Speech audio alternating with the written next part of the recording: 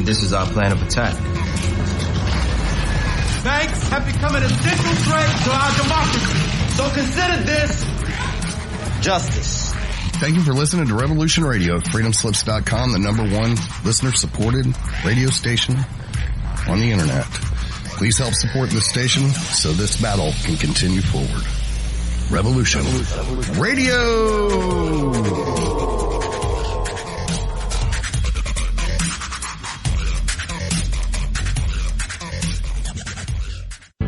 Extendivite really works. Just listen to what some people have to say.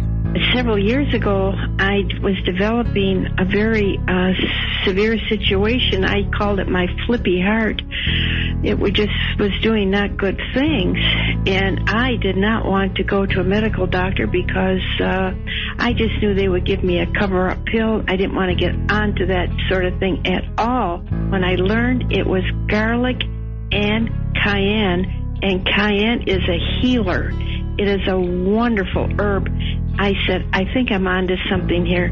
I'll tell you, I wouldn't be without it. It did wonderful things for me. Extendivite is only $69.95 for a 2-month supply of either capsules or liquid. Call now. That's 1-877-928-8822 or visit heartdrop.com. Extend your life with Extendivite. The opinions expressed on this radio station, its programs, and its website by the hosts, guests, and call-in listeners or chatters are solely the opinions of the original source who expressed them. They do not necessarily represent the opinions of Revolution Radio and freedomslips.com, its staff, or affiliates.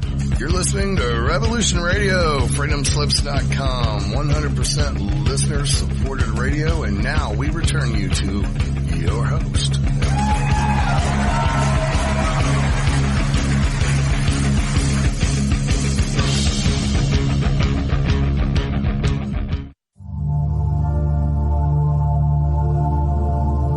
Welcome to Sacred Matrix, a divine paradigm of love and universal consciousness, with your host, Janet Kira Lessin and Dr. Sasha Lessin.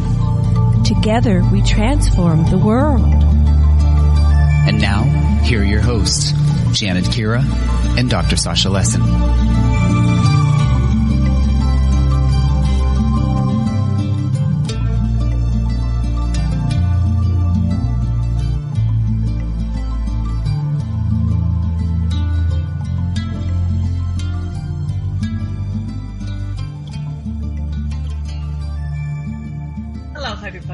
And welcome to the Sacred Matrix on Revolution Radio.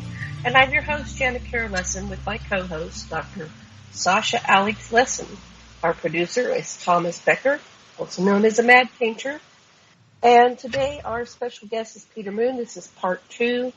Last week we had Peter Moon, and we were talking about the television series Strange Angel, amongst other things. It was a fascinating show. I invite you to go back and listen to it. It'll be, the link will be up on aquarianradio.com in about an hour or two. Excuse me. So this week we're going to focus on Inside the Earth, the second tunnel paperback, which was just published January 1st of 2019. And these are stories of the inner Earth. They have both fascinated and perplexed mankind since the dawn of time. Now, for the first time, hard scientific data is provided that the Earth's core is not what conventional science has always assumed. More amazing than the science, however, are the personal adventures of Radu Cinamar, whose position in Department Zero, Romania's secret intelligence division, allows him to penetrate ancient subterranean passageways and meet citizens of civilizations in the inner Earth. Inside the Earth also provides us with a glimpse of the fabled city of Shambhala, a paradise at the core of the inner Earth itself, where balance and harmony are the basis of civilization. Within the core of the Earth is intelligence reaching far beyond the scope of ordinary human consciousness. Inside the Earth is an opportunity for initiation as you explore the frequencies of your own inner nature. Fascinating. Dr. Sasha Alex Lessin, are you there? My love. Are you there? Yes, I am. I don't know if my mic is working, but I'm here. Can you hear me? Oh, we can hear you. Yes, you're coming in loud and clear. So we're really looking. The inner Earth is just so fascinating, and there's such good records of what really things are opening up and things that everybody should know about. So listen up. Yeah, very exciting. Peter, welcome back to the show. Thank you. And first off, I want to make a comment that I can hear Sasha loud and clear, but it sounds like it's not coming through all that clear. I don't know if that's what the audience hears, but if there's anything Ahmad can do to straighten out that, because they say Sasha is loud and clear, but you're not. Okay. I'm not sure what to do, but we'll see what he can do.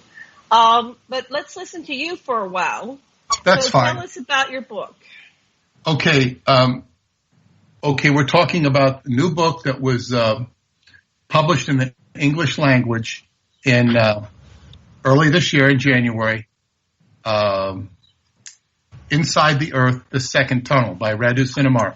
This book took me 2 years to actually put into the English language. I cannot tell you the amount of frustration and obstacles that were presented. I've been in publishing almost 30 years, and I've never had any such difficulty trying to get a book into publication. But it is now in publication 2 years after the Romanian edition. There was even what was making it so difficult? Was it getting it translated, or? Well, there was a number of things, but first it started with me writing to my publisher and getting no response. Finally, he writes to me and says, "Why aren't you doing the book?" And, kind of like, why am I doing the book? Well, you don't write to me, so this was like, he's like surprised I'm not doing it. And I'm sitting there, well, yeah, I mean, I need a contract, but I don't need a contract that bad because we have a very much of a gentleman's agreement to do each other's books. However, that wasn't the problem. I couldn't get the damn book to translate. I couldn't get anything. It wasn't until my in-laws came on their own trip in 2017. They were doing a seminar on Long Island that I asked them to bring me 5 copies of the book, which they did. At which point I copied every single page in preparation for translation to give my translator the Romanian book, my Romanian translator, and she was having a baby. So I got this young girl to help me because my wife didn't have time to do it. She's not really a translator. She did a little bit of it, and so I couldn't get anybody to do it. Everybody, and then I got this young one as a person I met. She was attending a David Anderson lecture, and she's, I made contact with her, so she agreed to do it. But her translation wasn't that good. So it was this rugged situation. And I ended up using Google Translate plus hers and going back and forth. It was a madness. And in the meantime, there was other stuff that went on. I think Radu wrote to me. First time I'd heard from him in 8 years. Don't you like the book? Why aren't you doing it? I said, I didn't tell him that the publisher hadn't, communicated with me. Finally, the publisher sent me the graphics for the book and everything, and it all got done. But it was like, and then, what Radu said, he also said, when I wrote back to him, he said, "This is very interesting that you say all of this, the difficulty," because I laid out the difficulty for him. And he says, "I've had the same problem with the 6th book that he was working on." And he said that his mentor, Caesar, was making fun of him because he couldn't, he was having the same difficulties getting the 6th book, which is now under translation and editing now. So I think it has to do with the nature of the beast when you're dealing with things. If I go back to the Montauk Project, 28 years when I was writing this, there was enormous resistance to the subject, psychological resistance to the subject. Now everybody can talk about it, and bandy about it. It takes time for the humanity as a collective to be open to certain ideas. That's right. Well, Peter, what may be happening is that it's the universe is conspiring to make this timed right and not come out too soon, but come out at the right time. It may be utterly perfect. Exactly. Things work work in mysterious ways. And so in any case, what this book does, and this book is, of course, as I say, the fifth in a series, and it's longer than the other books. The first 4 books in the series, I guess I'd say the second, third, and fourth, they were very short books, and particularly the second and the fourth. So I supplemented them with my own adventures because I just can't put out a 100-page book or whatever. It was more than that, but I had to add to it. And of course I add considerable background to what's going on in Romania. But this book is very special because when we talk about Inside the Earth, the Second Tunnel, we're talking about this projection room that I've discussed before with you in underneath the Romanian Sphinx, where there's this miraculous hall of records where you can look at the history of the Earth in holographic form. In that hall of records, or in that projection hall, as they call it, there are 3 tunnels.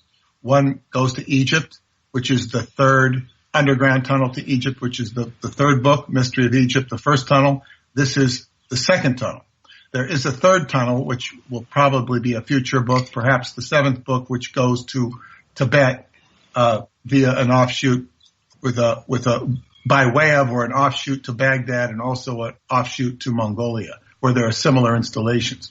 So this second tunnel goes what was called inside the Earth. It goes inside the Earth. Now, when we go back into 2010 or thereabouts, and I have a correspondence with Radu Cinamar that ends in 2011, or into the beginning of 2011.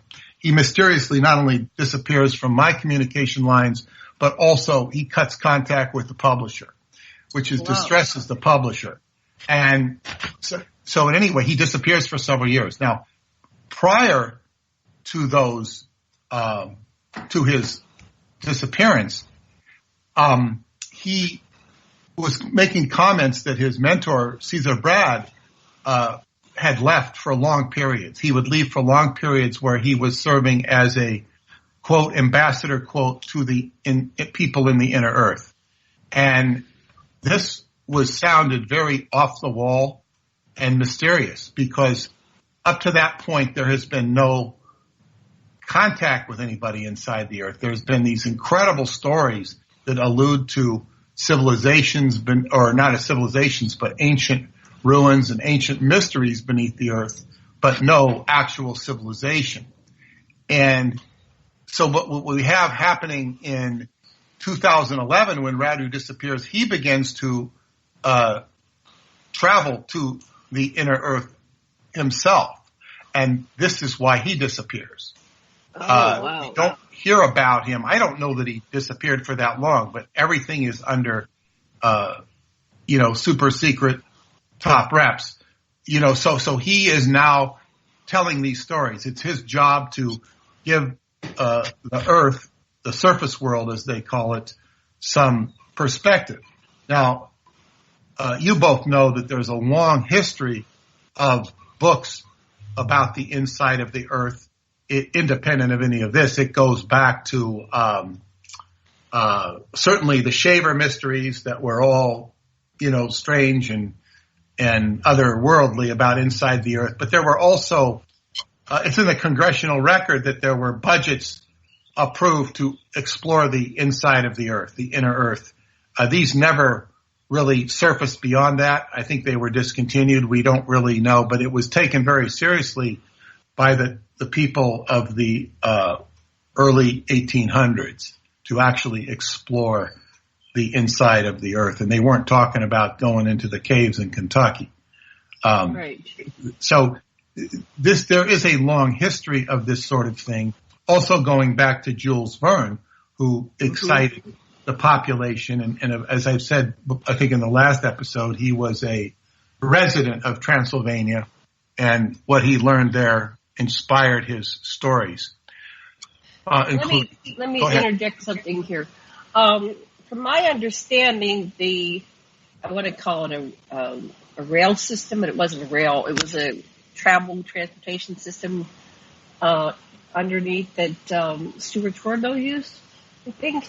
that apparently is part of the inner earth technologies that they use. They go to Shasta. I interviewed Billy Woodard, and he said he and his sister were dropped off above Earth back in the late 40s or early 50s, I think in the late 40s, and he grew up here.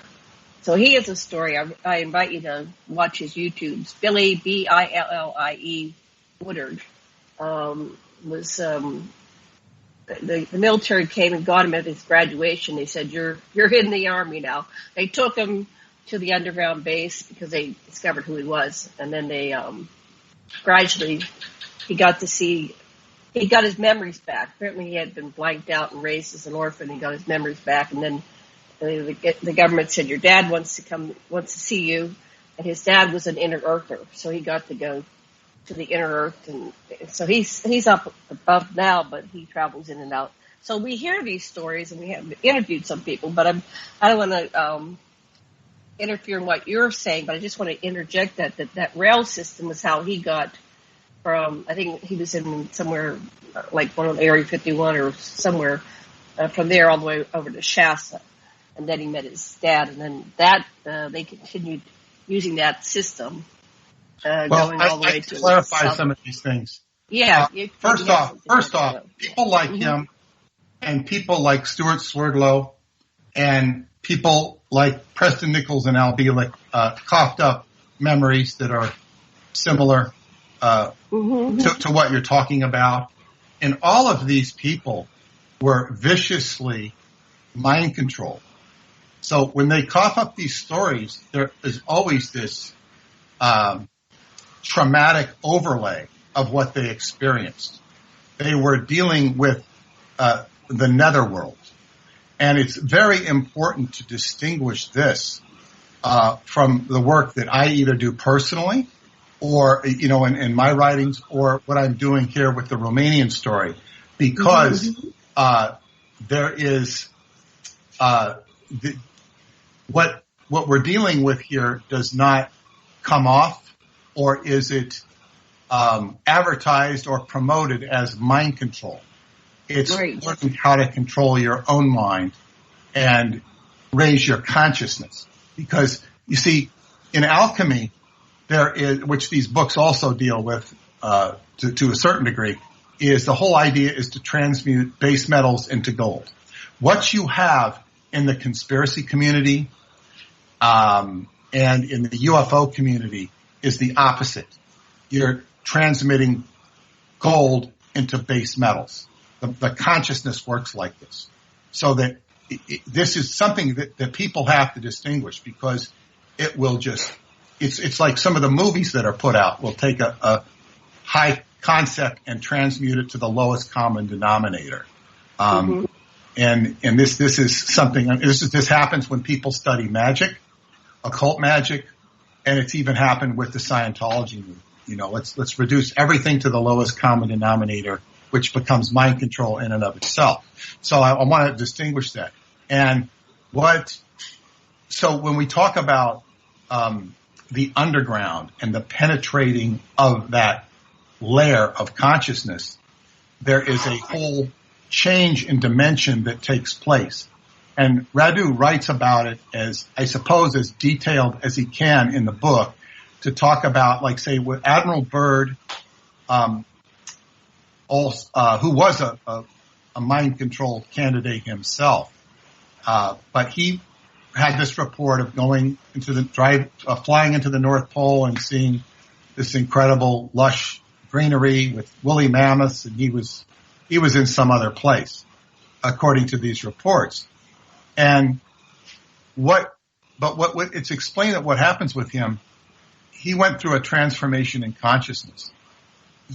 Like if you're in some area, say the Bermuda Triangle, you may just feel something funny. The equipment might go off, but it requires that the person has to be ready for it, so to speak, to be able to recognize in what's actually this. There's a change in magnetism. There's fluctuations in magnetism. And he goes into this in, I guess, at least a certain amount of detail, so you get the idea that it's not just going to a spot. Towards the end of the book, he's going to a place in Argentina, Patagonia. This is the extreme southern area of Argentina. And he's going to be directed by a shaman, him and Caesar, and they're going to go to a city where they're actually going to glimpse Shambhala. But when they go there, they give the coordinates of where they're going, or just about. I don't remember if they give. I think they do give the exact coordinates of where they're going. And Radu's saying we shouldn't do this, and Caesar says it doesn't matter. He says you'll have people reading this book, adventure seekers, but they're not going to find it. They go to the exact latitude and longitude, but they're not going to find it because their mind has to be aligned to the experience. It's like the inner world has to accept you. So this is where, and it's not like there's somebody pushing at a button saying you get to go through. But then again, it is kind of like that, because if you study any sort of esoteric development, and I find this in the martial arts, that I am guided or led to different circumstances that will teach me, based upon where I'm at and what I've done. Like, say, if I've worked out hard on a year for a particular exercise, I'll walk into the classroom and then all of a sudden I'm told what's my next thing to do. Now, I'm not told. It's not like the teacher points at me and says, you're going to do this. No, it just becomes obvious that this is what I need to do. So you're passing guardians of the threshold in normal progression and development. This is exactly what happens in this context, in this particular adventure with Radu Cinamar. So the big book begins with some very intense discussions about the science of the inner earth, the science of inside the earth, and where the earth originated from. And it talks about it in the context of black holes. So there is information in here which completely gives added perspective and changes the paradigm of what black holes are, which is utterly fascinating. And it's what are they? What is a black hole then? They, of course, we all know that black holes are, super, gravitational sucks. They suck in. Everybody knows this. This is not new to science. And it was Stephen Hawking who recently, passed away. He was given credit. Let me see. I'm seeing. He came up with this idea that black holes could emanate something. Now, this is what you'd say, the minimal sort of observation that modern science has done. There were things, I'm trying to find the exact, it's what made Stephen Hawking famous, actually. Let me see. But anyway, is that black holes can generate a signal or something. Now, what happens, and I would also say that independent of Stephen Hawking, here is what it is. In the 1970s, conventional science recognized that black holes emit a type of radiation that is referred to as Bekenstein-Hawking radiation, the discovery of which is only the slightest tip of the iceberg with regards to penetrating this mystery. Okay. But black holes were first discovered, and this is not in the book. This is supplementary information that I found out, courtesy of Douglas Dietrich. And you can independently, research at least some of it. Black holes were first discovered in the 1930s by an Indian astrophysicist named, his name is really a tongue twister, Subramanian Chandrasekhar. He was awarded the Nobel Prize late in his life, but he was originally derided and despised upon presenting his mathematical formula demonstrating the existence of black holes. Now, he presented these to Cambridge University and a man named Sir Arthur Eddington. Now, Sir Arthur Eddington is probably going to go in and out the ears of most people, but he was a very famous and pivotal character in science. His history is interesting and significant and overlooked. It was said when Einstein came up with his general theory of relativity, he was the first one to receive it, in a first meaningful person to receive it, because he was the secretary of the Royal Astronomical Society in England. And it was also said that he was just about the only one who could possibly understand it. And he would, in 1919, he would conduct an expedition to observe a solar eclipse and provide a confirmation of general relativity.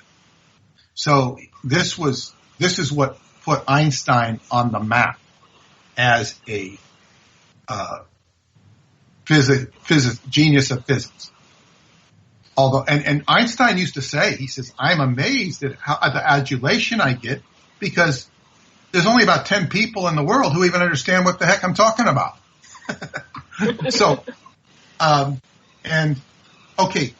when this Chandrasekhar presented his work on black holes to Sir Arthur Eddington, he looked down on him and referred to him as a yellow nigger.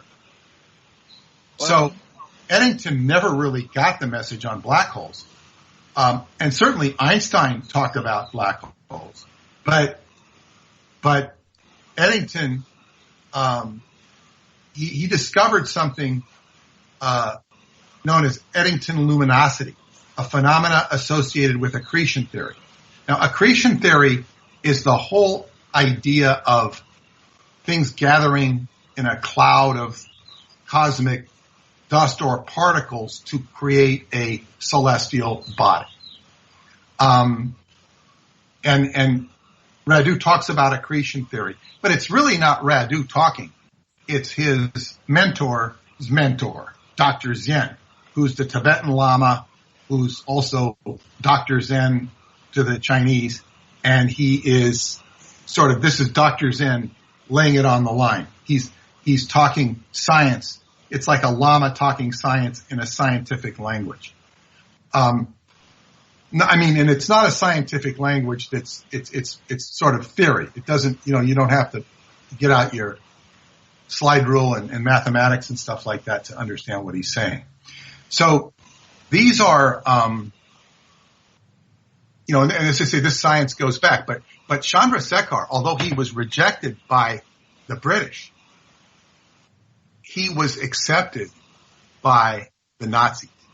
They saw that he was smart and they embraced his work and they integrated into all the information on black holes into their supercomputer. And I have stated often in my work, based upon my knowledge at the time, that John von Neumann was the inventor of the first modern computer, which he was in America. But there was a man, and this is all historically verifiable, Conrad Zuse, Z-U-S-E. He was the inventor of the first computer in the Western world. He was German. So the Nazis had this huge supercomputer, and this is one of the reasons they went to Antarctica, because they had to preserve it. It was like, it was all about preservation and that sort of thing. But one of the things they came up with in this computer, with this information, was that black holes are at the center of the galaxy and the center of the universe. And this is where the word black sun refers to. Now, I wrote a book called The Black Sun, Nazis, Montauk-Tibetan Connection. And, of course, the Black Sun was in the name of a secret society there, a very esoteric and very important secret society, but it was all based upon this whole idea of black holes. To what degree the Nazis understood what is being said here, I can't say, but they were, sort of like jumping onto the information. Now, one of the terms that black holes are referred to is event horizon. Event horizon is basically signifies the end of the viewable landscape. Like it cuts off. Like if you can imagine being in a movie set, there's a point where the set cuts off, or it doesn't there, and then maybe there's a big screen, and they're gonna, put a movie up on that screen or something. But there's a place where, or like Disneyland has a boundary, whereas you go beyond a certain boundary, it's not Disneyland anymore. It's regular society. Well, the black hole is the event horizon in this physical universe. It's the end of the viewable landscape. So, they are within the theory of general relativity, within the paradigm of it, I should say. Black holes are identified as a tangible link to the infinite. And the only reason they're tangible is because you can observe them. And to what degree you can observe them is another issue. But, you can notice that they suck things in, and they are a great mystery. And so this is how the book sort of begins, addressing this mystery of them. And I talked about, they think that, stars or galaxies, they either stars or galaxies form with this accretion theory, where all this cosmic stuff starts, rotating around. But what he's saying here is that where water, where black holes exist, they are generated by water. Water, or I missaid that. Water comes out of this mysterious reference point, which we call a black hole. Water, it emits water. The process to create water begins with a condensation of subtle water from the etheric plane through the dynamic rotation of a black hole. So it's rotation. If you study my videos, the Time Travel Education Center, you'll see that its rotation is what makes time manifest. Rotation. Oh. And this is where you get the Nazi symbol. It's not, the Nazis used it, the swastika. It's a symbol of rotation. It's a source point. Of course, it gets amalgamated and distorted and, all this sort of stuff, but it's a universal symbol. So it begins with a condensation of subtle water from the etheric plane. So you're dealing with a spiritual plane. In the martial arts, they call it the vapors, the vital vapors, which, everything goes from, physical to emotional to mental to causal to vital vapors. So you're dealing here with gases and whatnot. And this condensation appears like an expulsion from a black hole's vortex. And it will manifest as ice. And it says it's something that astrophysicists have noticed, but they don't necessarily understand what this water or ice is doing in space. Preston Nichols, independent of all of this, told me that the basic universe consisted of water. Right. And this was not necessarily his idea. This was like advanced science, which he would pay attention to and study. Now, with the relationship between water and subtle water, it has the same properties as potable water, but it's not, and it has similar properties. And here you get into the reference point of alchemy. Water, it's a quality. You have the four elements of water, fire, earth, and air, and those are certain qualitative aspects of existence. So you have the water manifesting out of the black hole, but what he also says is that the center of the earth is a black hole too.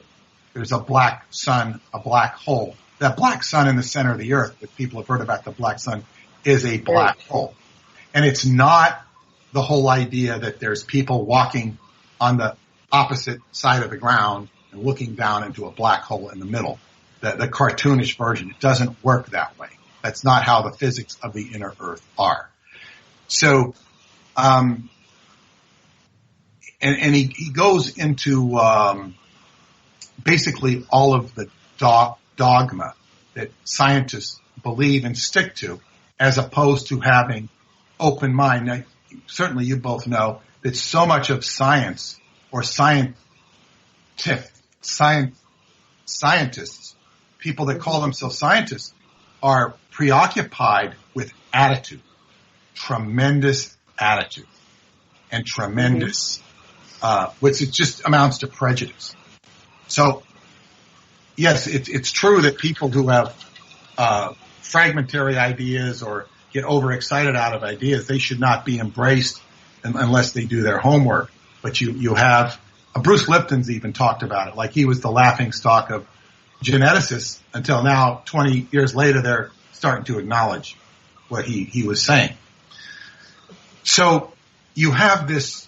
Yeah, the other thing is that when Eddington turned away that fellow because of his racism, he gave the Germans a leg up over the English, and that shows you what racism does to us. It's so right on. Good story. Exactly, and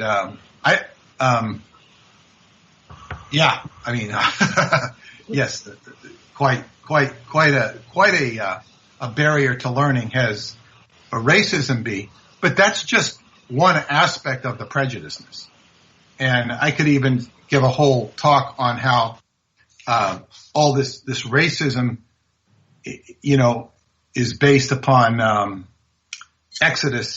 Exodus of Egypt, and the whole disease of which resulted in people having white skin and losing their mental characteristics.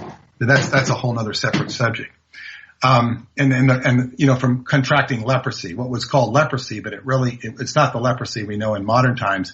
It's called spotted skin, which was what the Greeks called leopards, spots. They see the white people with spotted skin, leprosy, and in the Bible they called it zarat, which is the wrath of God, from some sort of master infection of the human race, and this is why so many people were kicked out of Egypt. They had 3 separate exoduses. But in any case, we're talking about something here that is revolutionary. But and you people you'll appreciate this. Is like my in astrology, my Uranus, the planet Uranus, is in my 10th house, which means I kind of knock the foundation off of thinking, off of typical thinking, very unconventional thinking in my career, the 10th house being the career. So I pull the roots out from conventional thought, and over time it's okay, because people are thinking in this very pigeonholed sort of reference frame. But what it also goes into the whole concept of the inside of the Earth, and how scientists have determined that there's all of this, molten, that the core of the Earth is molten nickel, iron nickel, and then around it there's all of this magma and fire, and they have the whole Earth, that the Earth is solid flat. Are solid. It's like a billiard ball. It's not hollow inside. Now, what he does, he goes into detail about something called the Cavendish experiment. And I would imagine that most of the world doesn't know what the Cavendish experiment is. But the Cavendish experiment was a experiment done in, I think it was the late 1800s. And it was basically using a couple of balls to determine, I'm trying to look it up here in the book. He has illustrations of it and whatnot. But it was interpreting it's an experiment that is like everybody assumes it. Everybody assumes that this experiment that was done in the 1800s answers all the questions of what is inside the earth. But it's all assumption, because first off, he says that whatever they establish in that case is only relevant for a certain percentage. It may be a very high percentage, but however, it's all this assumption. So all these scientists are basing their attitudes on an experiment that was done hundreds of years ago and doesn't address certain issues. So this is like everything is being done on this huge misunderstanding.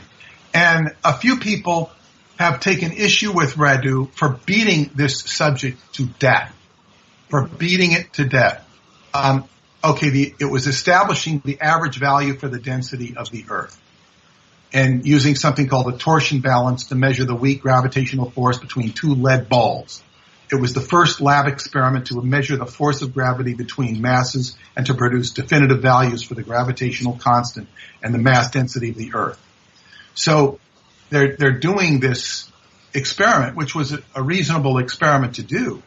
However, you're assuming that these two lead balls and the Earth are like the Earth, and they're not like the Earth because lead balls are electrically neutral. The Earth is not electrically neutral. It has intense electrical magnetic activity, which can even change the gravity. It can change in the atmosphere and within the Earth. So you cannot call the Earth neutral in any way, shape, or form because it's a very dynamic ball or spheroid, whatever you want to do it. So this assumption of it's acting like a lead ball is completely ludicrous. And then this is what it's all based upon. So it's like it's science taking something and reducing it to the lowest common denominator and then building a sort of cult around the idea that this is the way what's inside of the Earth. And then you adopt the idea of iron nickel core. And he goes into the experiments that have done that show that things are very different. So, as I say, some people, a few have taken issue with it, that read it before it was published and say, he's beating a dead horse. He's beating a dead horse. Well, you know what? It's okay that he beats the dead horse because the dead horse is like a zombie. It's going around and influencing people's minds. So, it's good that he does this. And so he puts a foundation to what he's talking about and goes into drilling, seismic waves, and other, issues that don't fit. So, and he's got abundant illustrations here that, and this is all a foundation for him to enter the world, enter the inner Earth, and he's being set up for this. And the first visit he takes is to a place that's underneath a city called Tomis, Tomis. It's an actual city in southeastern Romania. May get a chance to go there next month. Wow. I may get a chance. But I have seen online, and I assume they are pictures of this an underground city that is there, that is just an underground culture. And this is typical, I say typical Earth civilization. It may be thousands and thousands of years old, but it's underneath this area, and there are ruins there. How accessible they are, I don't know. There's a lot of real gold mines, and I don't mean literal gold. There are literal gold mines in Romania. But there are archaeological gold mines, so to speak, that I don't know about their accessibility. If I really did my due diligence and protocol, I could probably access them through the connections I have there. Not necessarily through Radu, but some of the other connections. But this is a lot of work and, to do that and I've got to keep doing my job. So, right. Is it really worth it? And what am I going to get some great footage? And what am I going to do with the footage? Show it on YouTube? Sell it to Hollywood? It's like, and maybe it won't be as easy, and it's, but I might get to visit, might get to find some things out. But anyway, Radu is being set up to visit a underground city that is called Tamasis, which is underneath Thomas. And of course, he accesses it through the projection hall, through the tunnel in the projection hall. He goes through a second tunnel with a bifurcation, splits off. He goes through one of the splits, and he's going there with Caesar to basically meet some people. He describes it, and it's not fresh in my memory. So, how is he going there? Is he walking? Is he sending his spirit? Is he on a train? How is he going? He's going through a tunnel, and this tunnel, he goes through a tunnel, and it basically affects a space distortion. He's got the first thing he does when he enters the tunnel. And he shows a diagram. He's got crystals in a rhombic formation, like a rhombic, just a geometrical configuration, and then he goes through what he calls is a space distortion. He goes through that distortion, and then I think at one point Caesar tells him to throw his keys back there when they go through the space distortion because he can't see past it. And Caesar laughs, "Don't worry, they'll still be there when you come back." He's just trying to demonstrate. Wow. And then when he goes through that space distortion, there's the bifurcation. It's called a border area of frequency deviation. And he can go in two directions. One goes off to the center of the earth. He takes the branch to Tamasis, which is where he's going to visit. And at one point, and he makes several visits to different locations. I think in this one, it describes him going below the earth, and sort of like I think it's like an elevator that you can kind of see. And he does actually go through areas of molten. He says, not all the stuff you hear about the mantle of the earth is indeed real. And there's powerful, obviously, volcanoes inside the earth. But there's a whole series of stuff going on down there, and at a certain point, it's physical. At a certain point, it's no longer quite so physical because you go in and you access water. You go through a water barrier. Now, independent of this, Douglas Dietrich, who has read all of these secret government files, says that there's more, and he's not the only one to say this, by the way, but there's more water inside the earth. We're talking about water, than on the outside of the earth. There's a lot of water in there. So when you get into the area of the water, you're kind of reaching into distortions of such. And I can't iterate all of this terribly accurately because even though I probably read this book 5 times, I don't have a photographic memory to be able to recite this. However, what he does is he goes down and he goes down where he meets a civilization. He meets people from a civilization, and these are real physical people, and they're in a real physical ground.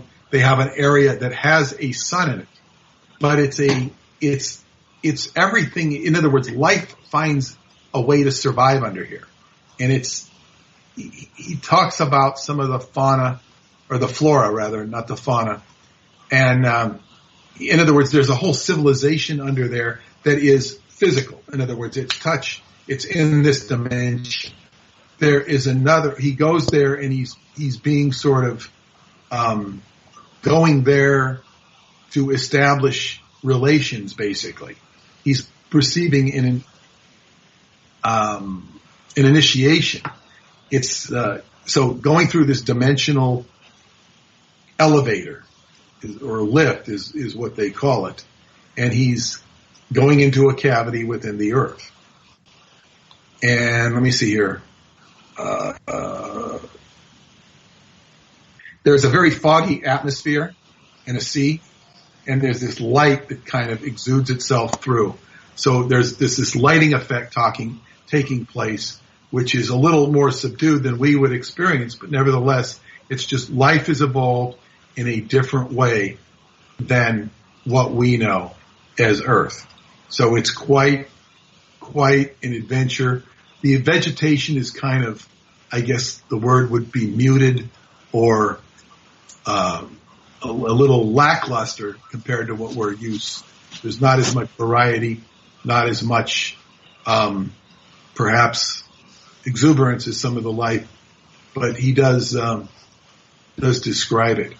And then, of course, when he meets people down here, there's a whole, say, interaction, and all of this is a setup to visit a more, I guess what you'd say, mysterious civilization.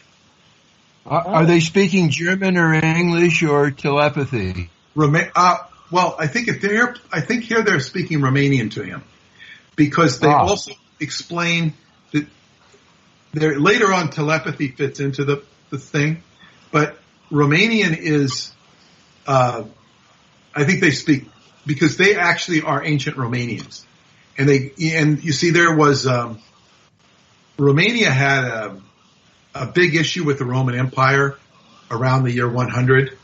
The Emperor Trajan, he was Spanish, but he was the Roman Emperor. But he knew that his ancient ancestors came from Desha, which is Transylvania, and so he went back to take over, to explore it and eventually take it over. And he conquered it. So if you go into a certain museum in Bucharest, you'll see you'll see all of this architecture and stuff, and all this art from that time period.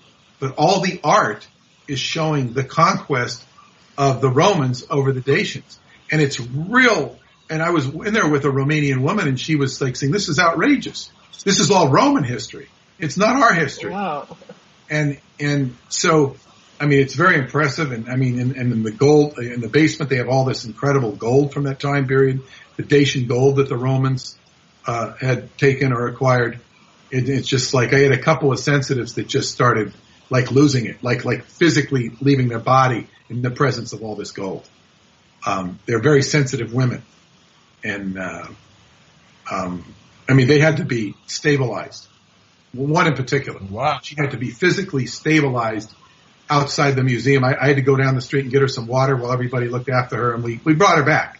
But it was like the gold had a very definite impression on her. And so anyway, a lot of these, according to what they're saying in this book, is the Dacians escaped. Now, this is not the first time I've heard this. A lot of them escaped, and they just left this world and went underground. Now, one of the things that the Romans did is they took hundreds of tons of gold from Transylvania, and they brought it, and this became the gold of the Roman Empire. And there's an ancient Dacian tradition, which is if you want to destroy your enemies, give them gold, because they will go destroy themselves with it. Here's the gold, and, Rome eventually, fell. Not long after that, a couple hundred years. So so basically they're saying we never left. We just went underground, and we evolved over the years and whatnot. So there is a relationship between the surface world and the underground world. And this relationship gets more, I guess what you'd say, developed in the current book that I'm working on, the sixth book, which is called Forgotten Genesis. So they're deliberately educating Radu. That's correct. For some mission. That's correct. Well, for a relationship. It's actually they're forming a relationship. Just like I've formed a relationship with Radu, he's formed a relationship with them. And it's very interesting because, I'm like kind of this like conduit for him. But the only reason I'm a conduit for him is not only because of all the things I've done in the past that led me to this, but that I keep pushing the envelope, Right. I haven't. And we're going to be going on a break in about 30 seconds here, so we'll go into more of this after the break. So fascinating, because, we wouldn't be getting this information if it wasn't for you, Peter. You're getting it out to the rest of the world. Yes, and the other countries can read the English easier than Romanian, and they can work out translations into the rest of the world through the English. Right. So your role is obvious and vital. And then, so we'll go into this. I'm waiting for the music here. It should come in any second. There it is. Okay, we'll be back in 5 minutes. Enjoy your break. See you in 5.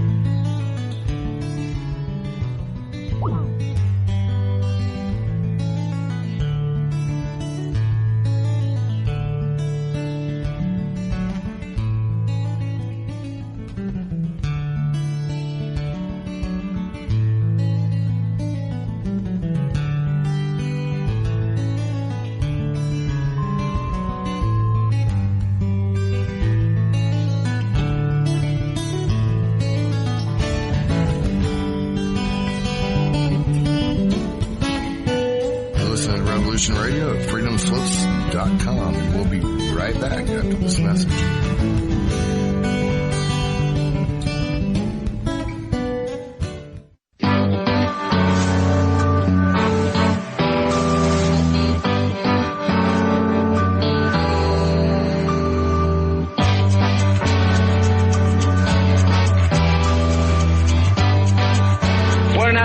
Syndicalist commune. We take it in turns to act as a sort of executive officer for the week. Yes. But all the decisions of that officer have to be ratified at a special bi-weekly meeting. Yes, I see. By a simple majority in the case of purely internal affairs. Be quiet. But by a 2/3 majority in the case of more... Be quiet. I order you to be quiet. Look, you stupid bastard, you've got no arms left. Yes, I have. Look! It's just a flesh wound. I don't believe I've seen such a display of courage, skill, nerve, grace, and stupidity. I'll do you for that. Oh, what? Come here. What are you going to do, bleed on me? I'm invincible. You're a loony. The Black Knight always triumphs. Roundtable Live Monday through Friday, 1 a.m. till 4 a.m. Eastern Time. Bring your mind, bring your ideas, bring your voice. King Arthur had nothing on us here at Revolution Radio, freedomslips.com. Enjoy your extra big-ass fries. You didn't give me no fries. I got an empty box. Would you like another? Extra big-ass fries. I said I didn't get any. Thank you. Your account has been charged. Your balance is 0. Please come back when you can afford to make a purchase. No. I'm sorry you're having trouble. Come on. My kids are starving.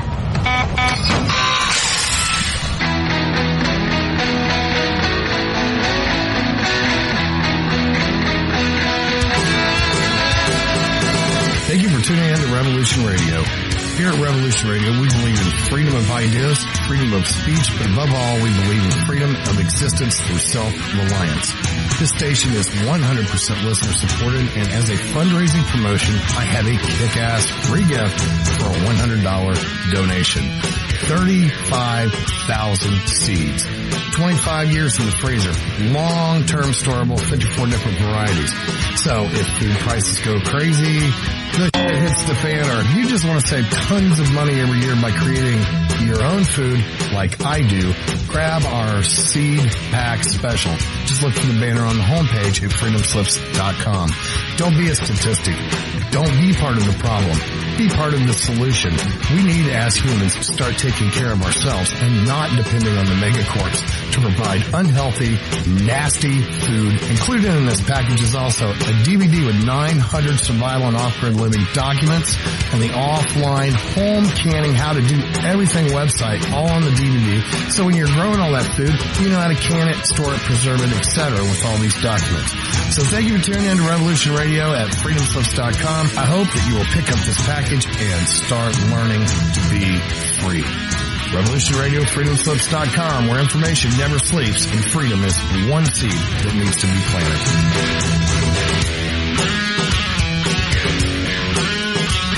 What we do in life, that goes in eternity.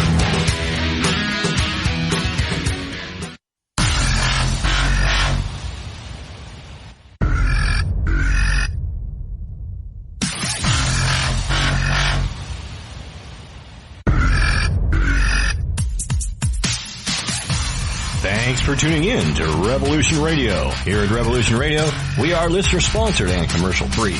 But there still are bills to pay. In order to raise some needed funds to cover the cost, our station is offering a silver special.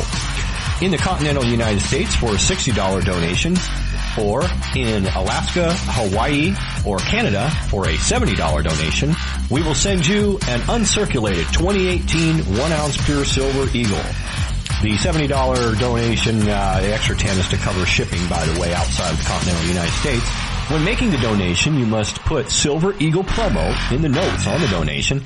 And thank you for tuning in to Revolution Radio at revolution.radio and freedomslips.com. Without you, there is no us. Revolution Radio, where information never sleeps.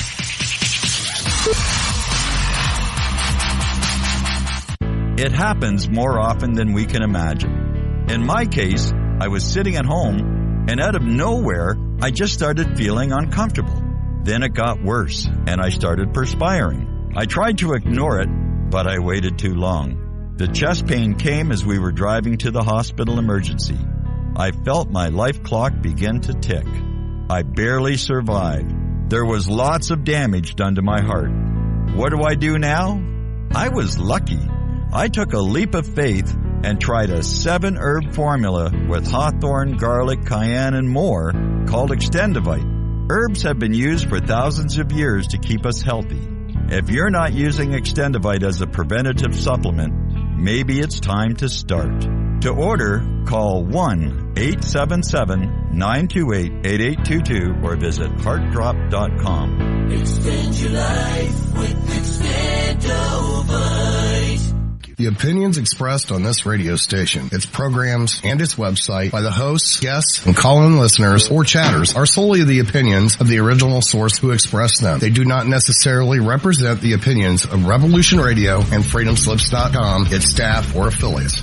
You're listening to Revolution Radio, freedomslips.com, 100% listener-supported radio, and now we return you to your host.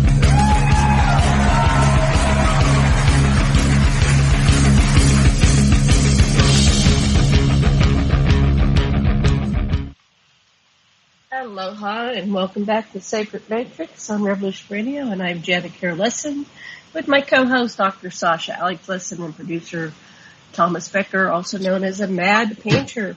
And we have Peter Moon with us, and we're going to continue with the adventures to the inner earth after this commercial fundraising break.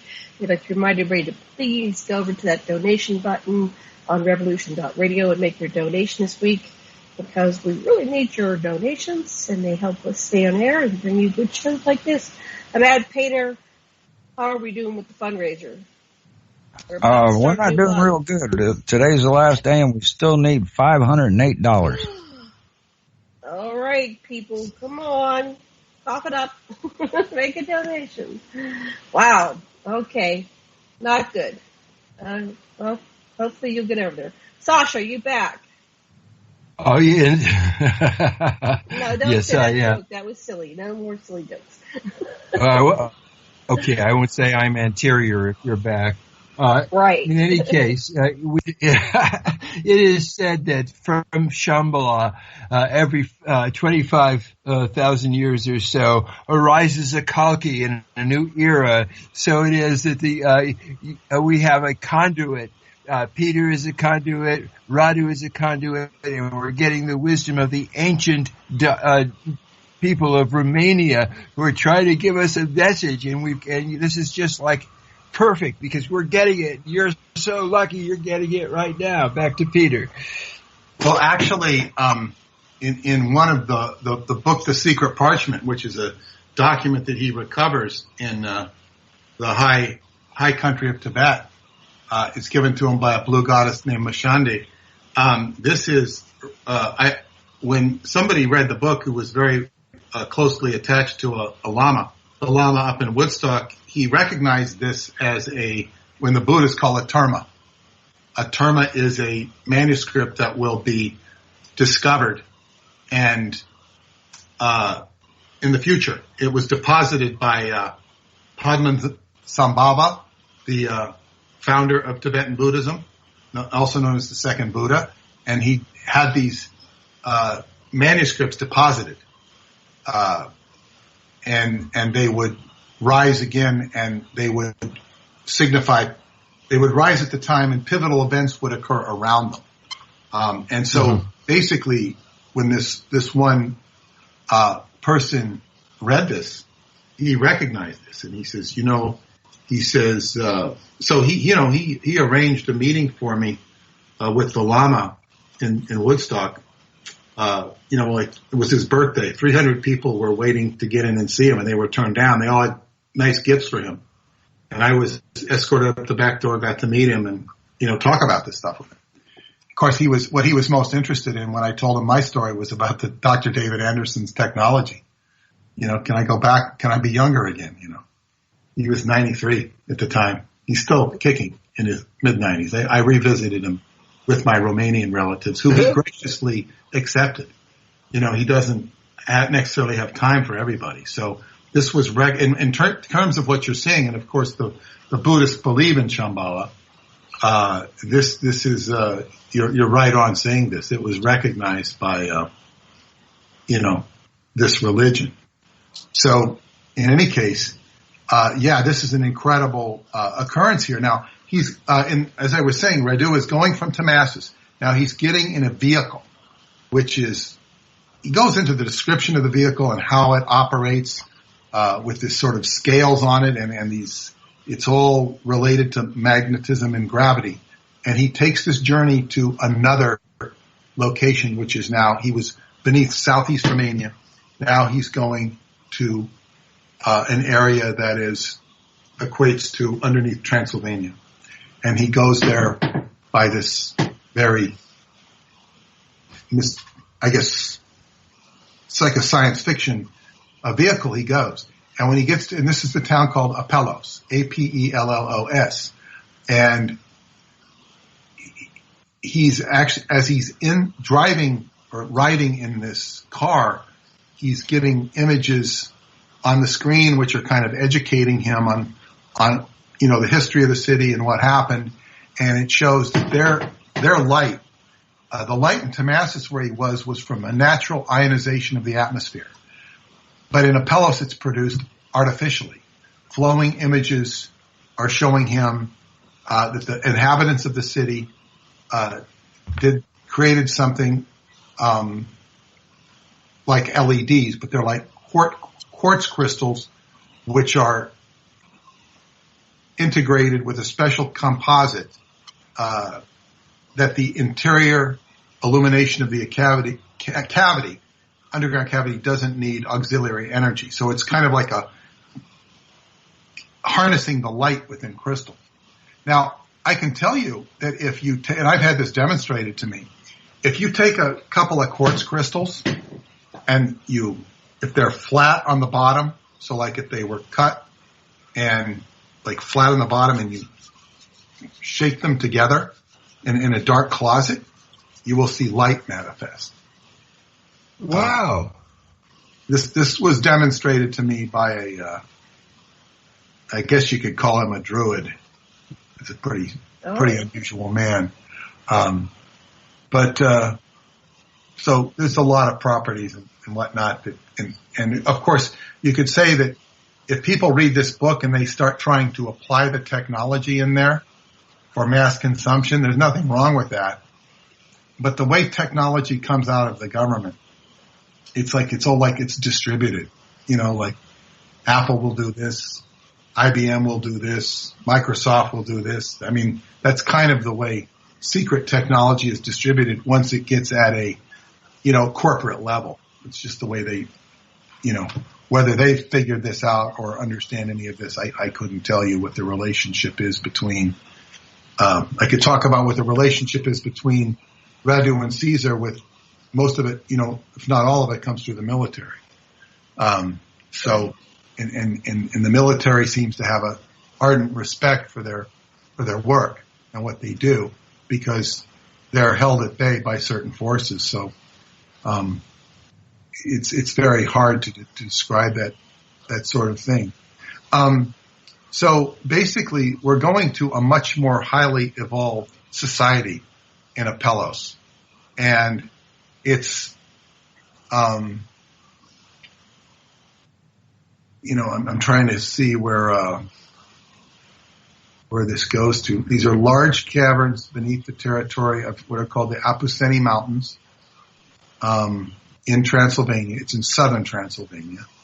It's an area I have not really been to. I might have driven through there, maybe. I don't recall, but I haven't had a chance to explore, and I've always been told to explore it. Very interesting area. So, this goes back into some of the ancient, there's lots of caverns beneath the earth, and some of them are occupied, some of them are not. It's like a whole evolution. Like if you could imagine how the ancient Native Americans settled America, it was haphazard and they went in different ways and there were all these different communities. So if you could imagine that sort of occurring beneath the earth. A lot of description of technology here. And are they a spacefaring race? Are they Ask me again. I heard that are they a spacefaring race? And they go to outer space? It's not discussed here. There is an allusion, maybe to, but it's not really that paradigm. He doesn't really go into. Radu sent me a private message in the first year I went to Romania. In fact, he was going to send it to me, and I said, don't send it. Have it delivered to me when I visit Atlanticron. Because that was hand delivered to me. It was a message that he gave. And he said, at the end of it, he said, I was trying to arrange a whole bunch of people to listen to it with me, but I had to get a tape recorder or a CD player. And it was very funny. At the time I went to do it, I couldn't get anybody to listen to it with me, but I got the recorder, and there was a couple of people down the table from me, and they were having their own conversation. They weren't paying any attention to me. So I'm playing this thing, and at the end of the tape, he gets the CD. He says, by the way, I don't want you to show this to anybody. I don't want you to hear anybody except for David Anderson. And so, who I very much like to meet. And so nobody heard it. But one of the things he said in it is that he says, I can't talk about who created this base, or, this is something I can't talk about. But he's obviously alluding to aliens. And of course, in the new book, he is talking about it to a certain, he doesn't talk about the construction of the base. He's talking about more of an alien consciousness. He does mention the word. And I think he mentions it in a couple of the other books, but it was almost like when he first released this, thou shalt not say alien or that sort of thing. And I don't know why it was such a big deal about it. There's also in book 3, Mystery of Egypt, when Caesar is in the time machine and he's actually going back and trying to find out who built this device, and he's blocked. In other words, they're not. He can't penetrate it. It's like just don't go there for whatever reason. When we get underneath Transylvania, does the language change from ancient Romanian to Transylvanian? Is there any change like that? Are the people different? They're not as much as you might think. They're not that much different. They're not that much different. In fact, this town where he's going to, and I can only tell you from the new book, this becomes a very pivotal town because there is going to be a relationship between him and this town, Apellos. But a lot of the stuff. This is the exciting city because you're basically saying this is an advanced civilization, and here's how they do it. So I really want to hear how they do it. You know what? I'm not prepared to spit it out because I can't say it. It's like, it's not fresh in my mind. Okay. That's the problem in, talking here about, their transport network. He talks about these devices and all this technology, blah, blah, blah, teleportation of goods. He talks about teleportation of goods, and this is important to mention. He's talking about that they have a trade between the surface world and this world. And they basically buy, I don't know what buy means, trade, goods. They need goods from the upper world. I don't know that they have to have them, but, and I don't know if you see, brand cereals in their cupboards. They don't mention that, or, I don't really know what it is they buy, but they buy certain things, whether they be technology oriented, and you could have entire, factories that are dedicated to making stuff for these people. Because I can, cheat a little bit going ahead to the next book. Radu is brought to a warehouse and he goes there and he develops a relationship, and there's some of these people from Apellos live above ground, and they run a warehouse, and Radu is taken into the warehouse where he's put on a device, which is a very intuitive device, where he can begin to get initiated and learn more things. It all follows his intuition. This would be the opposite of a mind control device where you're controlling it and it's telling you things. It reminds me a little bit of an acid trip. I say little bit because it's kind of like feeding off of your own psyche and illustrating and giving you visual representations and images that are being portrayed in holography. So he's developing a relationship with these people. And then he's sort of like, and while he's on this visit, he's basically, it's been an initiation to see all this stuff.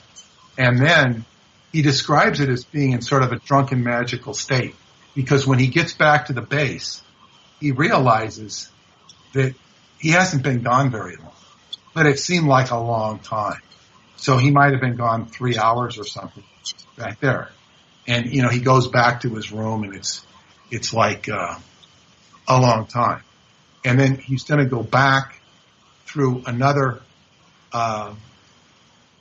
tunnel where he actually, this is a whole different series of experiences where he doesn't so much go to a society or anything like that, but he's like penetrating a different plane of existence.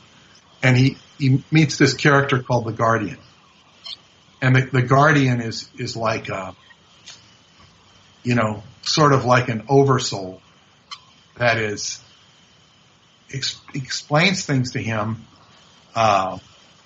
He goes into sort of a description using a Mobius strip of how to penetrate the inner earth. This is Caesar talking to him. And it's kind of like how to penetrate, the inner earth sort of thing. But the Guardian, there's this whole talk that they're going to meet the Guardian. And then Caesar explains to him the Guardian shows up exactly when he's supposed to. So, Radu's worried if he's late or if he's not and all this sort of things. And this guardian sort of, and you could say that this is his, if you were to compare this to magical occult studies, you'd say this is his higher guardian angel talking. But it's presented as this guardian who's there. And, there is a telepathic rapport with this. And Radu wants to know if he's the guardian of Shambhala. And the guardian says, identifies himself as one of them and says that people still believe in this legend, but he says it's true. And that he was, and he said that in a vast distance he could see Shambhala. In a vast distance, he could get just a little glimpse of the city. And he said the buildings were tall, semicircular, and shining like a diamond. And the guardian explains that Shambhala, the name has actually been rendered correctly, and so much of the core stuff about it is sort of stuck, despite all of the human ignorance and human obfuscation that occurs. Somehow it's just a thread of it has remained in the is accurate, so to speak. And this guardian is sort of a preparation for him to get a deeper experience. And it's sort of a quick visit. Now, the next thing that happens is that they get back to the base and they're getting information from the Americans. Actually, they're told that they're supposed to meet with the venerable one, they call him, what's that guy? Signor Mazzini from the first book, who was the Italian Freemason who kind of made all of this discovery possible. And the Americans want to meet with them because there's a issue with this Masonic master. And so this is like, what's all this stuff coming back into the 484? And it turns out there is a meeting with the Americans, but the venerable master, the Mason, who is incarnate evil, he just wants access to certain artifacts. That's all he wants. He's got his own issues, and he's kind of missing the forest for the trees. So he just kind of like, okay, they just shuttle him down. They give him what he wants, and he can have these artifacts, and he can study until the cows come home. And it doesn't seem to cross lines. But the major, and this is an ally of theirs in the American government, the American military, Major Cross, who's very friendly with them, and he respects them, he understands them, and you get the idea that this American officer kind of sees both sides of the equation, and he's kind of heaven sent as far as dealing with. But he wants them to come to California and to explore something that they have run up against. It's an interdimensional portal in Yosemite, and they don't know how to deal with it. And they want advice. And because, see, here's where the Americans begin to respect Radu and Caesar, because they are obviously experts at dealing with a portal, so much that they now have access to who can enter and who cannot enter the portal. And they earn this with respect and, by what they've been able to accomplish. So it is an invitation for Radu and Caesar to go to Yosemite. And this was very touching to me, not just because Yosemite is a favorite location of mine, which I haven't been to since I was 10 years old, but it also fits in with a secret society I dedicated my whole 4th volume of the Montauk Pulse to, called Eclampus Vitus, which is a secret society that is a bizarre secret society that basically has all the control of the gold country and the gold within it in the Sierra Madre of California. And I only discovered the importance of it through a friend of mine, Dennis Marshall, who is a descendant of James Marshall, the man who first discovered gold for the California Gold Rush. I found out that James Marshall's middle name was James Wilson Marshall, something he didn't know. And of course, Wilson's tie big into the work that I've done, the Wilson synchronicities. They also tie into the work of another author who wrote about what happened between the real Butch Cassidy and the Sundance Kid, Walter Mosley.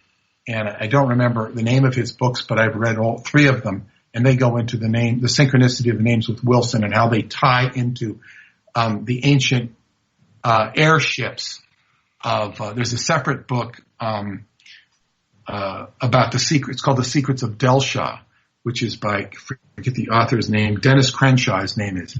I met him, and this is about these aeroships that were flying over California, and there was a whole artist named Delsha who wrote these incredible watercolor drawings with detailed diagrams of these airships, and he was a German immigrant, and there's a whole tie to Germany with this and secret stuff. So, of course, the fact that this is in Yosemite is of great interest to me, and not so much Yosemite itself, but the whole intrigue around Eclampus Vitus, who's a secret foul Mason society that is just ludicrous to see them. They act like a bunch of crazy people on the outside, but if you get into the inner politics of that area, they control it. They have a firm grasp on it.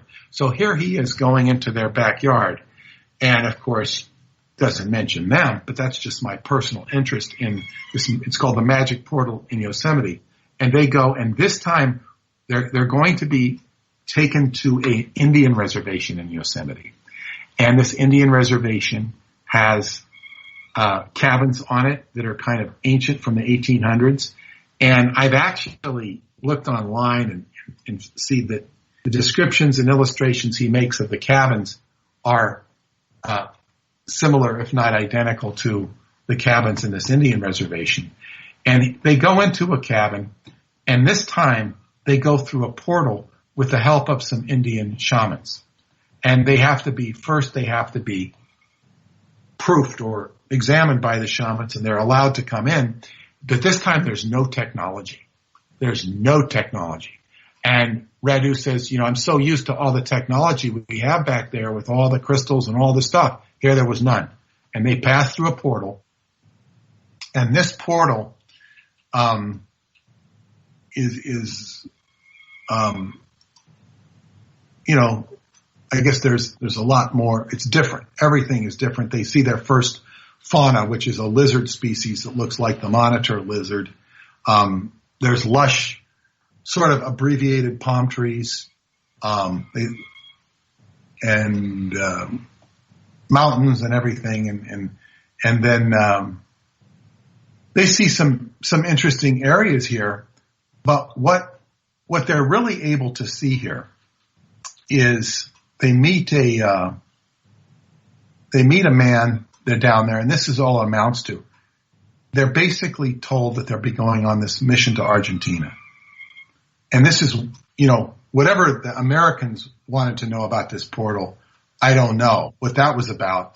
But when they go there, they're being called there by these inner guardians. And they're basically, he's being told that he's going to Argentina, and he's told where he's going in Argentina.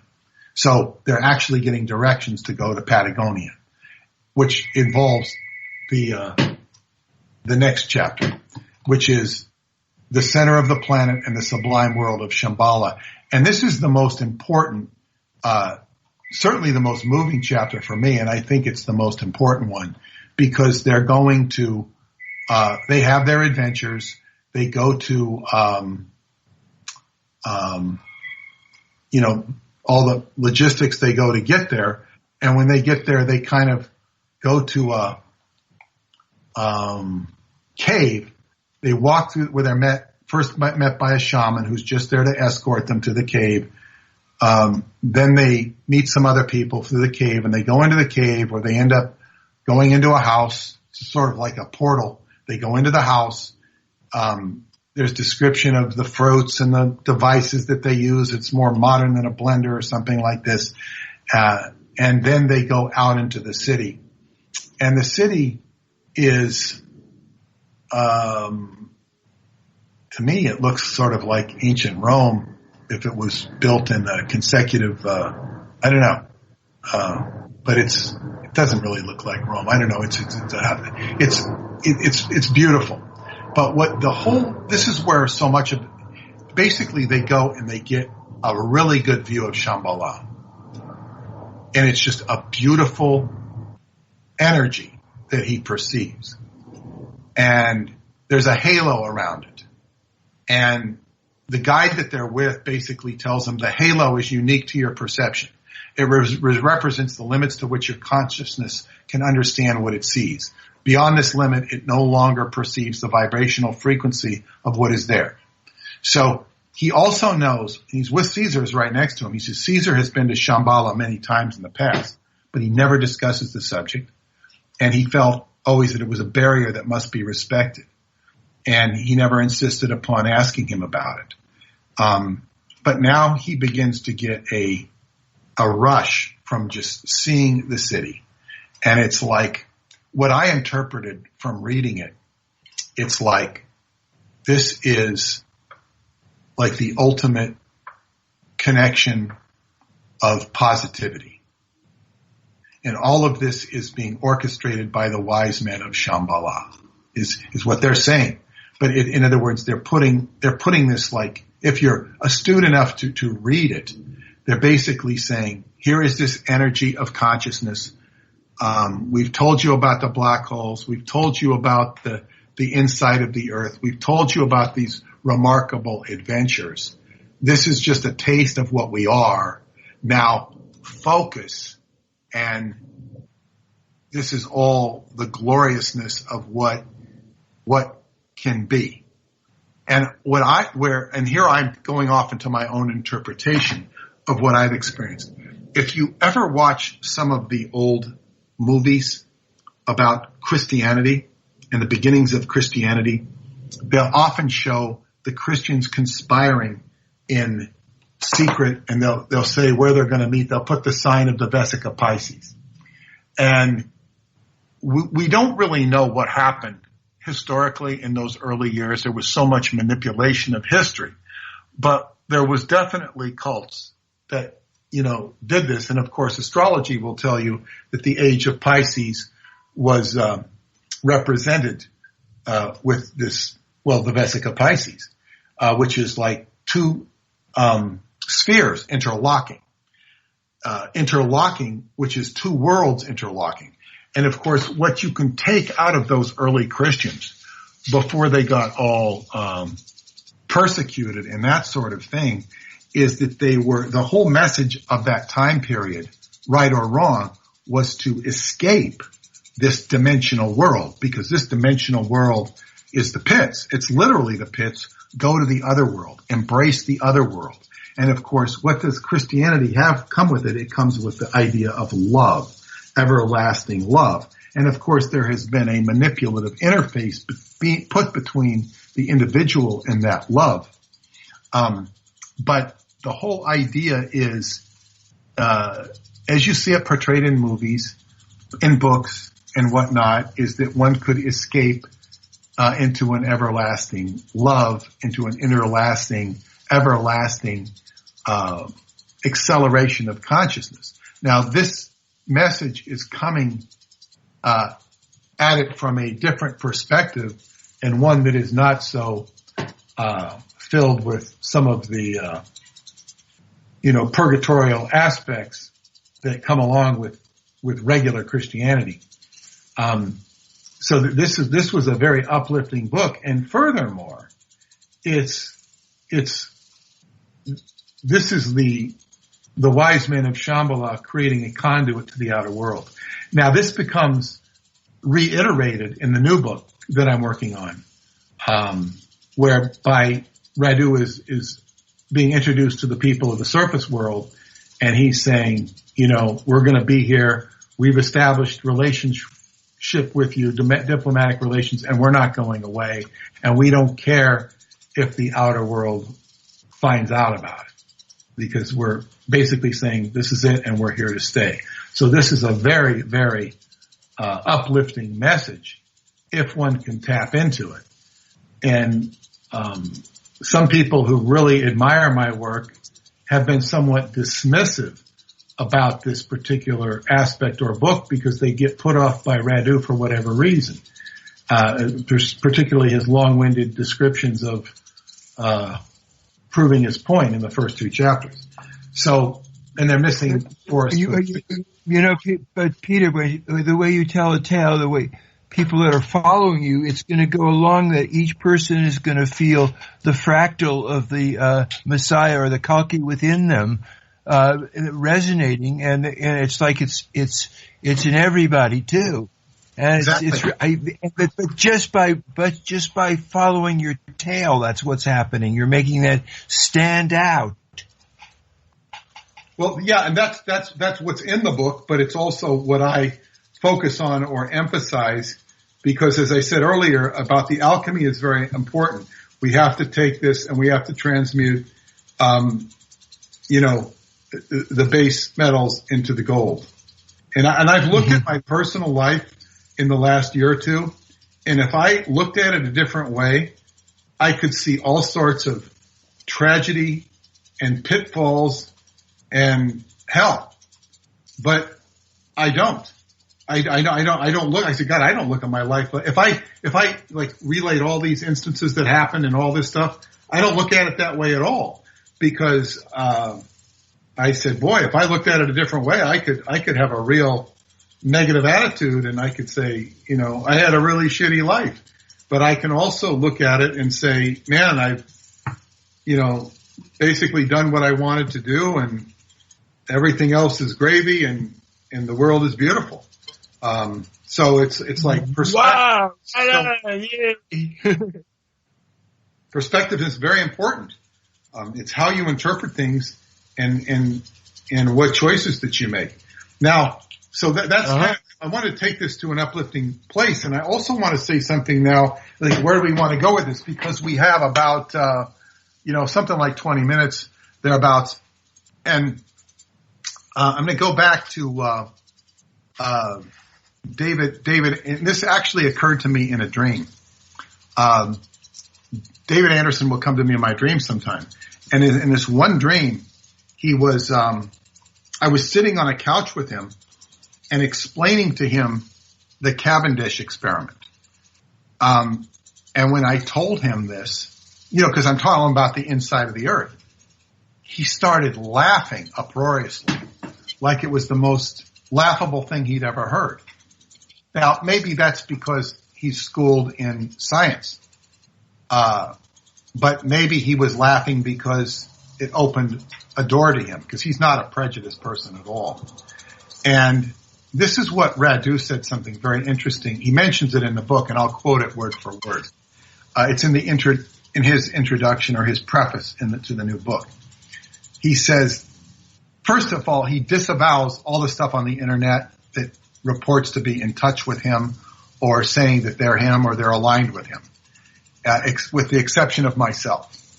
And he says, one of the significant portals of awareness opened by Peter Moon is the association he has managed to forge with Dr. David Anderson, a physicist who very well understands the necessity of shielding certain information almost totally.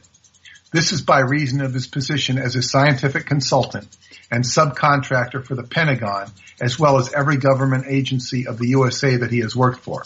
The subject of the volume that is presented here can be an excellent study for David Anderson. He basically, and what he also says in the book, is that if somebody has a device like the time reactor that David Anderson has, that you can't penetrate these areas unless your consciousness is aligned with these areas. So you could have a time reactor, and if you're operating the time reactor, time machine, whatever you want to call it, you're not going to be able to penetrate unless you're aligned with it. And I suppose the same could be said for Caesar trying to penetrate who created all this. You know, his consciousness wasn't aligned to be able to discover that. So this is one of, you know, this sort of tells us it's all about the secrecy. Now, one of the first things I did when I finished this book, or when David came back onto my radar for a short time last month, I had sent him, sent him the books, the two new books, which was of course this one, Inside the Earth, but I also sent him the Montauk Project, Experiments in Time, which is actually dedicated to him, and it actually has his information on the time reactor in there, the patent application for the time reactor, and a full description of it. So, but he did relay to me that he was very interested in reading the books, which means that Radu is intending that this can serve as a guidepost to help him in reaching into areas that perhaps he's not encountered before. But that's all we can do is speculate, because David doesn't talk about a lot of things, to say the least. But that's what I wanted to say about that. Do you guys have any questions? I do have a question.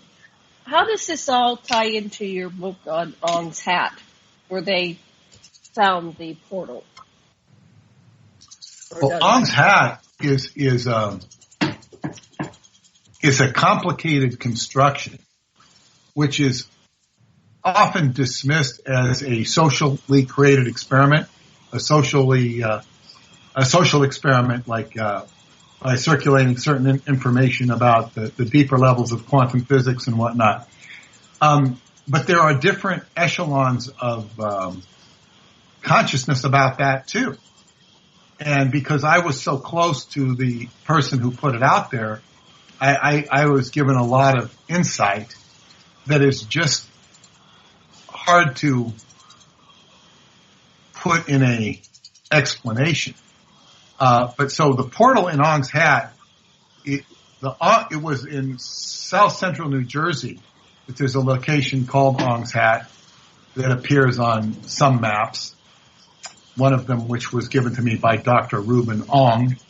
Coincidence, you know, when I met him, he ran out to his car. I told him about it. He ran out to the car and got me the map, gave it to me. Yeah, that was, you know, there's so much legend about that and really what they were doing. But was it a portal? It was more of a device they were talking about that would transport you into consciousness, into another, dimension. So, yeah, that was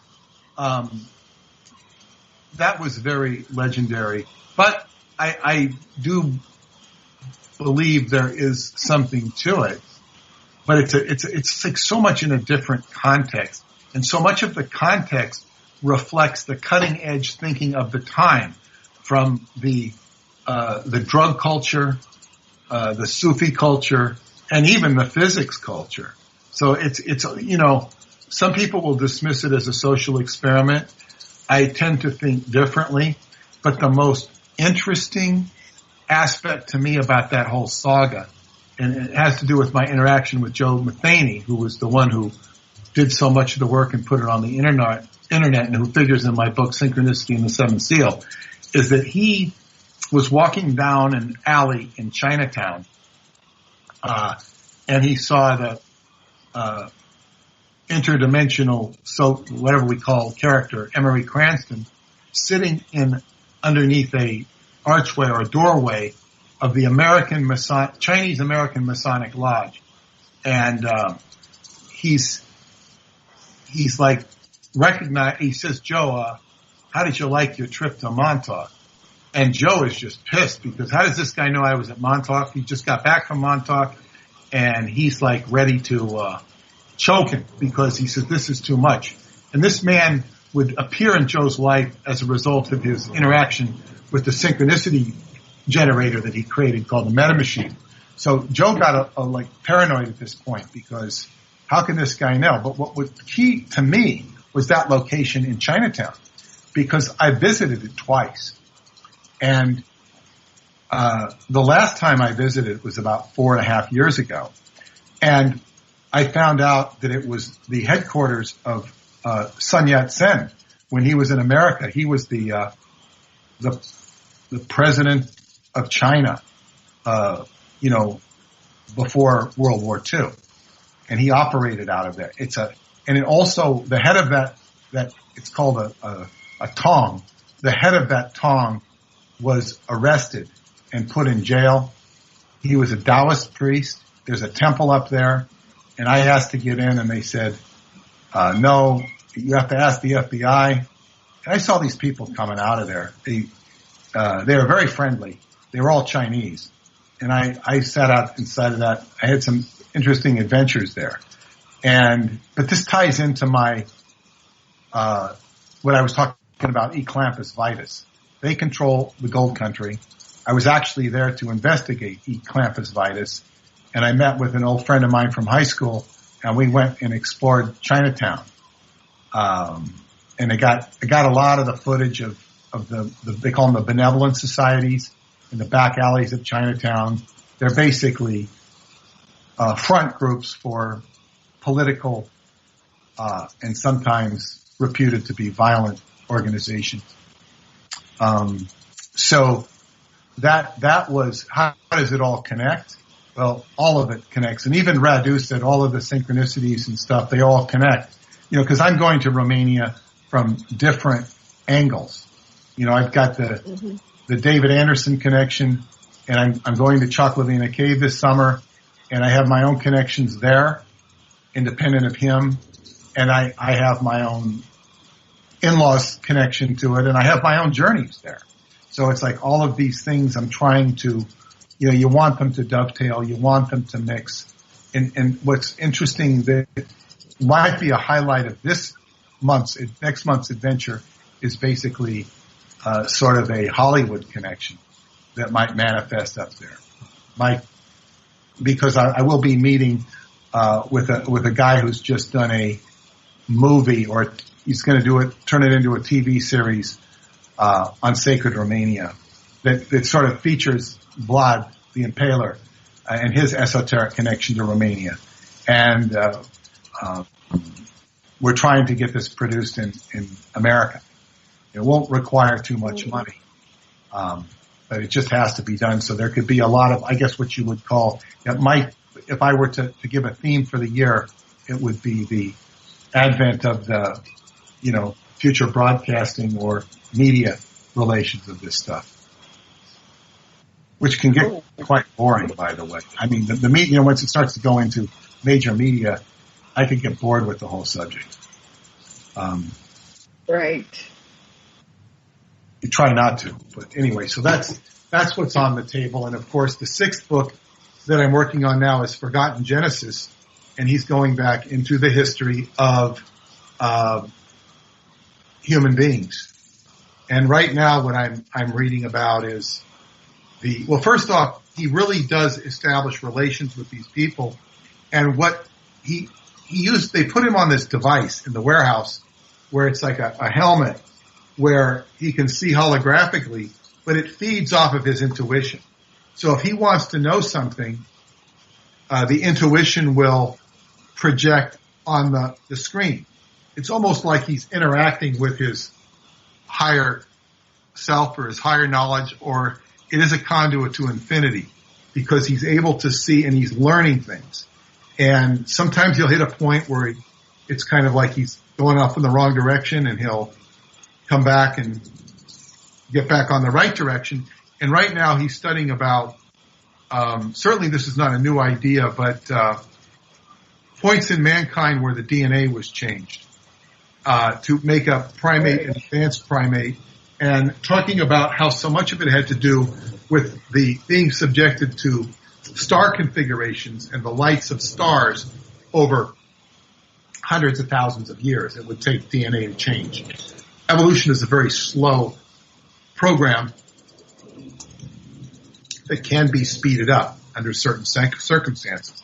He also says when you speed up the evolution of a species, you have to let it grow and individually evolve. You just can't shoot it up and have it to be. It's kind of like shooting somebody up with steroids and expecting them to be a great baseball player. You have to let them learn the game and hone their skills. You just can't pump them up with steroids. Mm-hmm.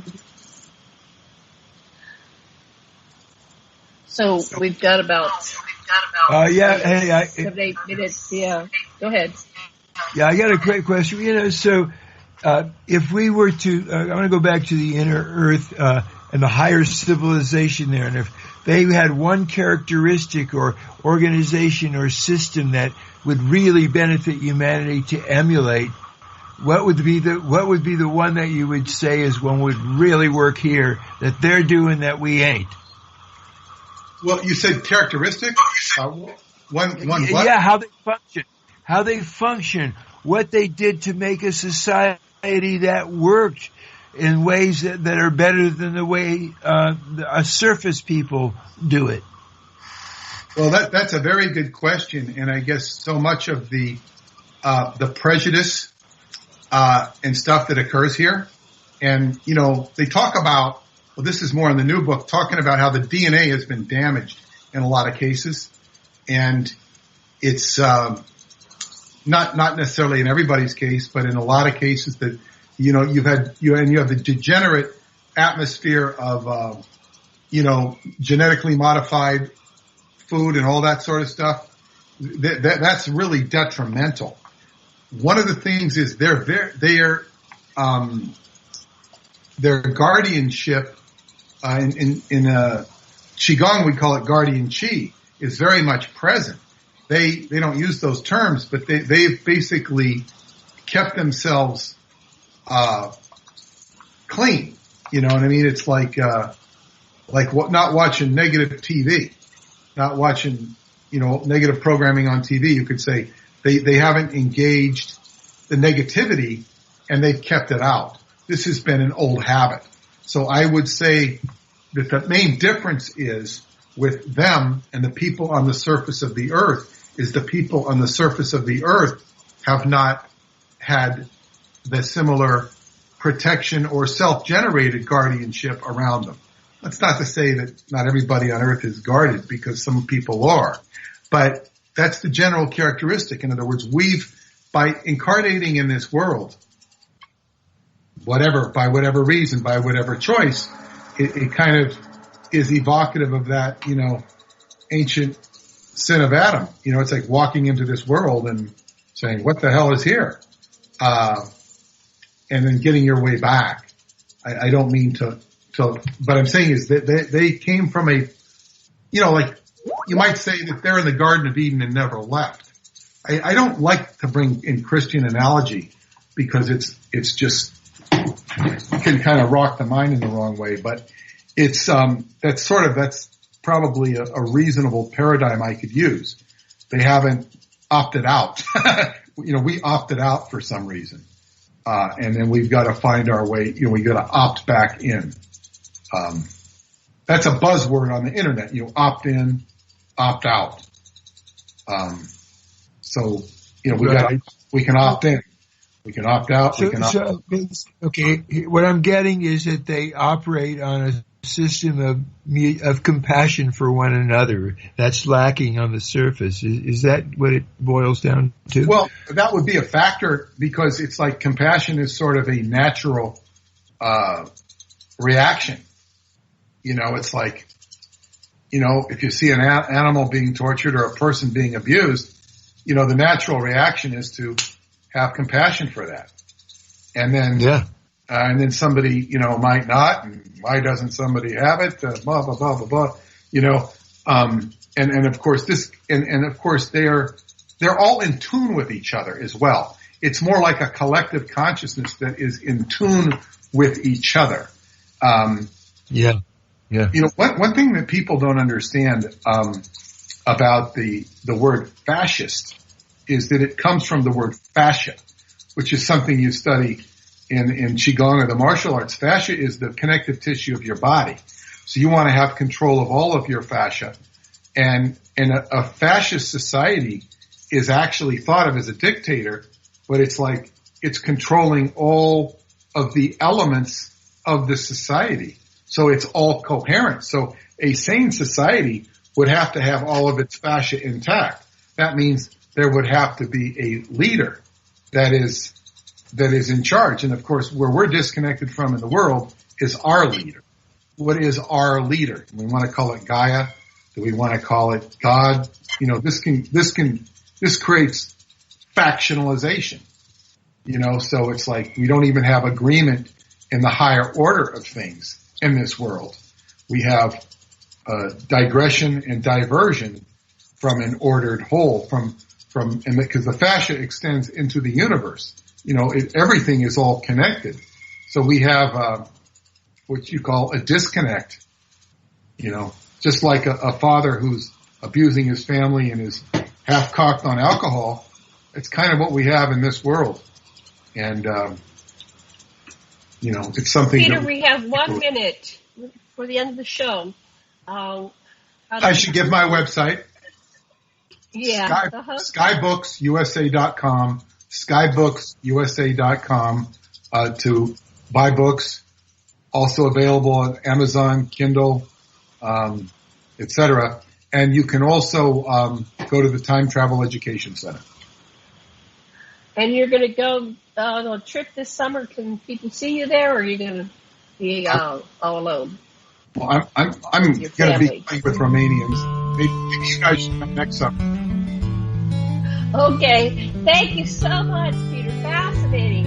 We'll have you back again. Happy summer. Thank you, everybody. Thank you, Bad Painter.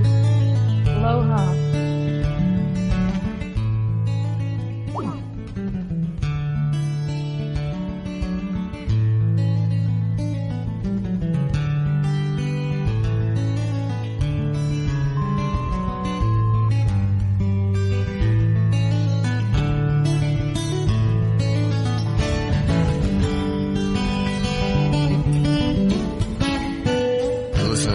Radio at freedomslips.com, and we'll be right back after this message.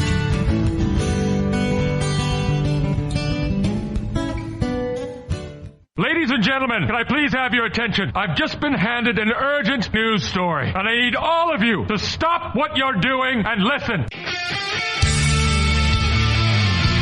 On the go? Still want to listen? Don't have one of those fancy phones with too many buttons. Don't know what an app is? Or you don't even care? Well, we got you here at Revolution Radio. Now you can dial in 24/7 to listen to our shows. We have a number for Studio A and Studio B, and best of all, it's free. Don't forget, your carrier charges for your cell phone provider may apply, though, so check with your cell provider to make sure. So ready? Here you go. Get a pen. Here's the number. Studio A is 712-432-6958, and Studio B is 716-748-0112. Thank you very much for listening to Revolution Radio, freedomslips.com, the #1 listener-supported radio station in the world. Hey everyone, it's Barbara Jean Lindsay, the Cosmic Oracle. If you have questions about your past lives or future plans, need answers from the cosmos about your love life or career, or just want to keep your finger on the pulse of the planet, check out my show, The Cosmic Oracle, here on Revolution Radio at freedomslips.com.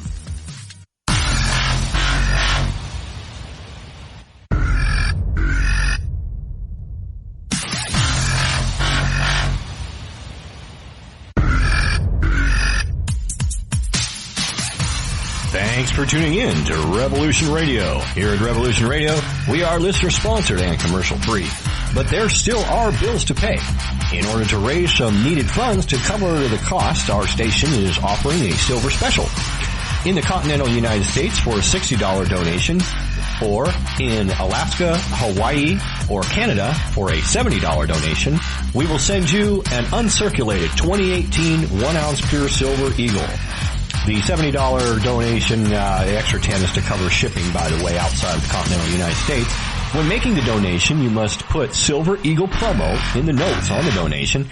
And thank you for tuning in to Revolution Radio at revolution.radio and freedomslips.com. Without you, there is no us. Revolution Radio, where information never sleeps.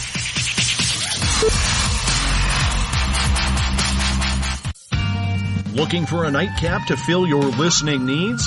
Come join us on Spaced Out Radio with me, Dave Scott, right here on Revolution Radio. Monday through Friday for 3 hours a night, starting at 9 p.m. Pacific, midnight Eastern, we will take you down the supernatural path. From ET contact to the paranormal and all of the spiritual, cryptid, and conspiracy stories in between. You can find us right here on Revolution Radio, at spacedoutradio.com, on Twitter at